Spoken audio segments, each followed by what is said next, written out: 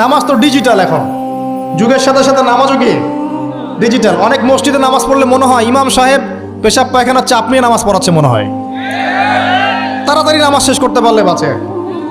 আবার দেখা যায় মাঝে মাঝে যে নামাজ মানুষ পড়াচ্ছে, পড়তেছে না, মানে নামাজ পড়ানোর দায়িত্ব সে পালন করছে, নামাজ নিজে পড়তেছে না। তো এই ডিজিটাল নামাজ না, নবী সাল্লাল্লাহু আলাইহি ওয়াসাল্লাম এক রাকাতে 4 পারা কোরআন তেলাওয়াত করেছেন, প্রায় 4.5 পারা তাহাজ্জুদের নামাজে। তখনই তো গিয়ে পা ফুলবে। এই যে পা ফুলতো, এমনি এমনি পা ফলে? কতক্ষণ দাঁড়ায় থাকলে একটা মানুষের পা ফলে? তো নবী সাল্লাল্লাহু আলাইহি ওয়াসাল্লামের পা ফুলে যেত, পা মোবারক ফুলে যেত।